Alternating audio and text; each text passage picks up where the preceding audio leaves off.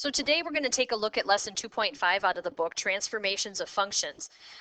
This one actually ends up being a little bit tricky in half of the section, so I've decided to divide this into 2 days, and we're going to take a look at things in parts rather than doing the entire section in one shot.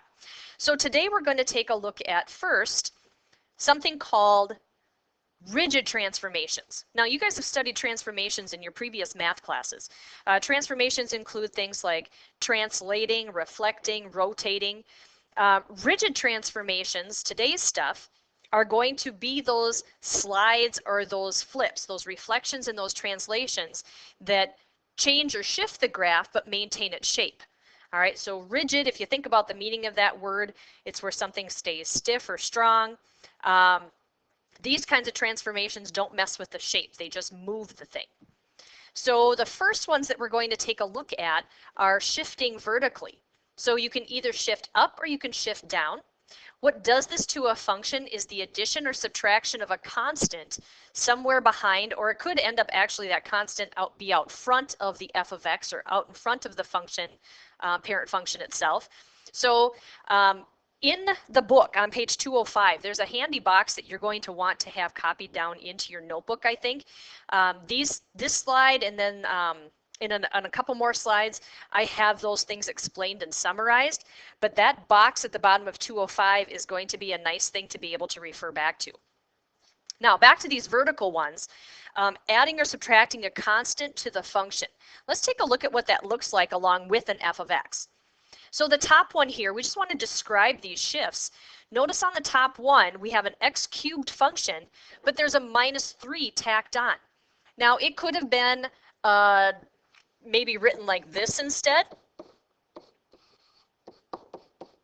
That wouldn't have mattered at all, the placement of that constant. But where that constant is separate from the function itself, separate from the parent or the f of x, it's a vertical shift. That -3 tells us that we are going to shift down 3. So the lower one here, our next f of x, I have an absolute value function. Notice that, again, unattached or at the back, or again, it could have been at the front, we see this +2. So that is showing us that our graph is going to shift up 2 units. Horizontal shifts also occur. We could slide left or right. These are going to look different. Now that constant is either going to be subtracted or added to the actual x value of the function itself. This is going to be easier to, I think, show you in example form. So outside of getting this written into your notes, I think the next slide is going to help you out a little bit more. So taking a look at these two, f of x is equal to x minus 4 squared. Notice that quantity in the parenthesis, our -4 is attached to the x. It's not behind the entire function, or it's not out in front of the entire function. That 4 is attached to your x. So on the previous slide, we showed that these horizontal shifts were represented by x minus c. Now notice that we still have x minus 4 in this one, which tells us that the number inserted here must have just been a 4 in order for this to still be a subtraction sign. Okay, so this one is showing a right 4, shift, I want an S there. The lower one here, I got a square root function for us. See now how it's not an x minus c underneath the thing? The constant that was inserted here changed that minus sign to a plus. In order for that to have happened, it must have been a -5 that was placed in there with our x. So now we have a left or a -5 shift.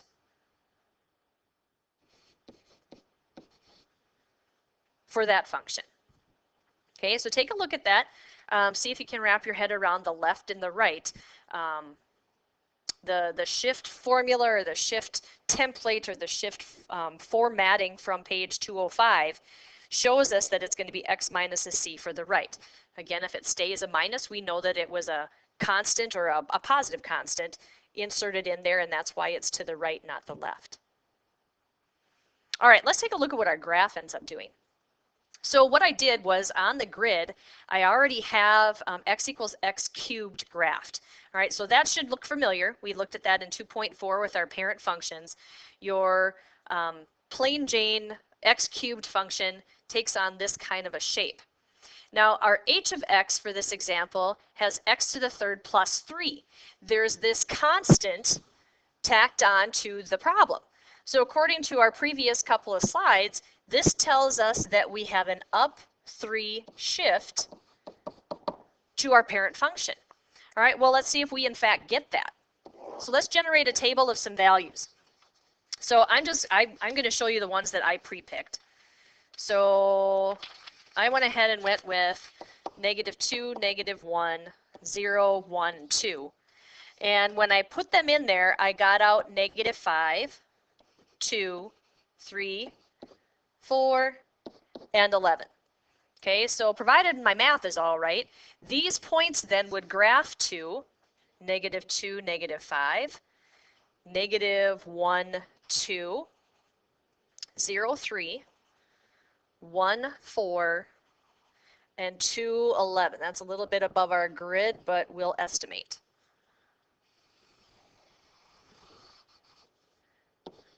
Now let's just check that. Let's investigate this up 3 shift. So if we did things right, every dot that was with our previous function graph, with the parent function, should have now changed by up 3. So let's take a look at these two values that were back here at x equals -2. Do you notice how our new dot, the red one, was 3 above the blue? The second red dot, 3 above the blue, 3 up, 3 up, 3 up. All right, you should be able to see that up 3 shift to each point along your graph. Let's take a look at another one. All right, how about if we had this one? We've got a couple of things going on in this one. So if you look again, we know what this constant tacked on to the end means, and it's positive, so we have an up 2. Now we also have a 3 inside the parenthesis attached to the x. This is a right 3 shift. Okay, so we have a right 3 and we also have an up 2 shift to this graph. Well, let's go ahead and graph it, and then we're going to see if that transformation holds true once we have both pictures on the thing. So I already have x cubed over there again in blue. These are the numbers I went with this time. I went 1, 2, 3, 4, 5. And I got out -6. Gave me a 1. 3 resulted in a 2, 4, 3, and 5, 10. All right, so graphing, we've got 1 and -6, 2, 1, 3, 2, 4, 3, and 5. Again, we're going to go jump off the grid a little bit. Not too bad.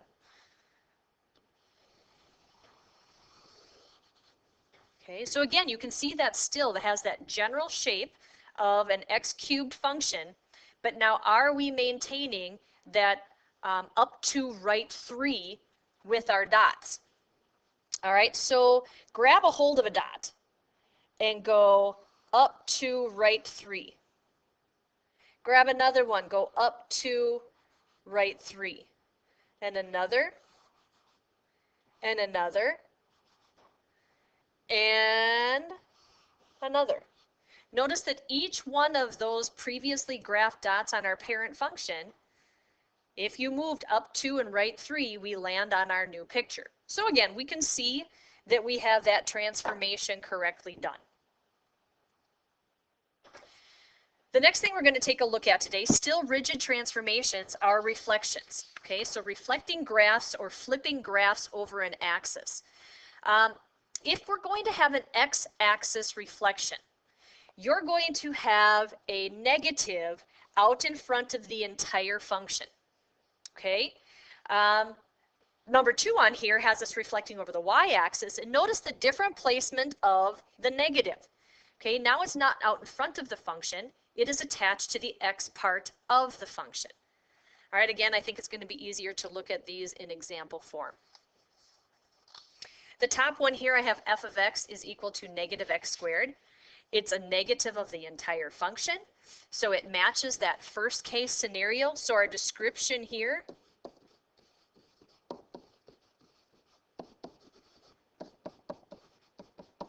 our textbook says reflect in the x-axis, and maybe that's more technically correct than this, but it just sounds weird to me, like that. It sounds grammatically bad. So I call it reflect over the x-axis. It just, to me, I don't know, it sounds better. So if I'm doing something technically wrong, you'll have to forgive me. It just, yeah, in the x-axis just sounds weird. All right, the second one, again, notice the different placement of the negative. It's not out in front of the entire function. It is in here attached to the x part of the function. That's what it looks like when you have a reflection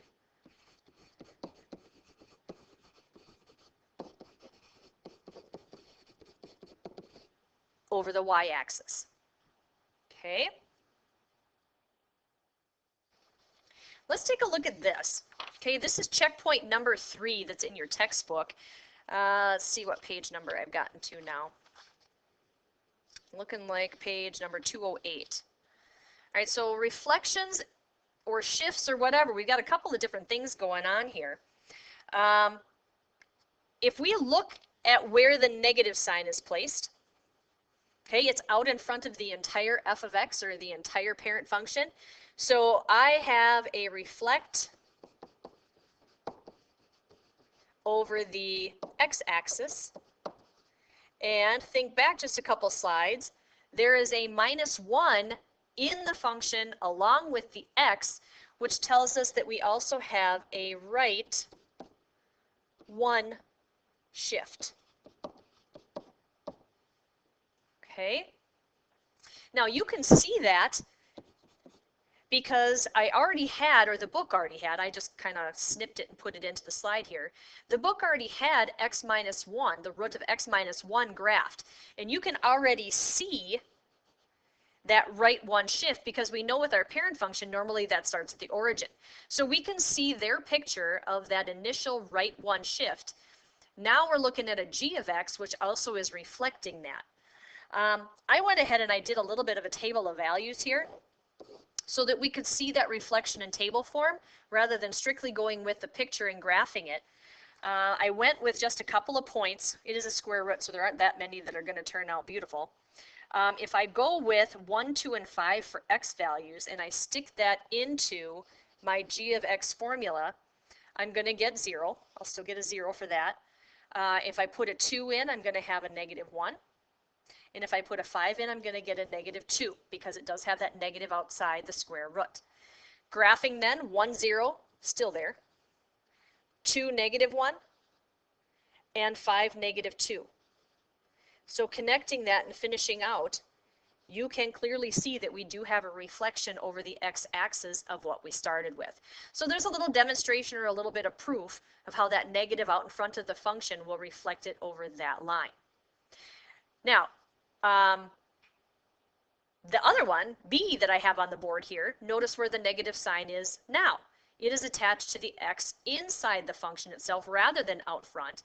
So again, from previous slides, we should then be figuring out we have a y-axis reflection and still that right 1 shift. Okay. When we go about, again, I'm going to do a table of values for us as well. I'm going to stick with, or go with a couple of different ones here. How about -1, -2, -5 this time? Plugging them into your equation, putting a -1 in results with a 0. -2 gives us out a 1, and -5 going in gives us out a 2. Okay, again, I'm plugging those x values into our h of x. Graphing, -1, 0, -2, 1, and -5, 2. Do you see how it mirror images the other way this time, which would be flipping us over the y-axis? Okay, so anyway, those two pictures help demonstrate those reflections, so that you can see that they do in fact give us what we're saying we're going to get out of them. And that is going to bring us to the end of part 1 for lesson 2.5. So again, today was strictly on rigid transformations. Tomorrow we're going to take a look at the non-rigid ones. So then our shape will be altered as well.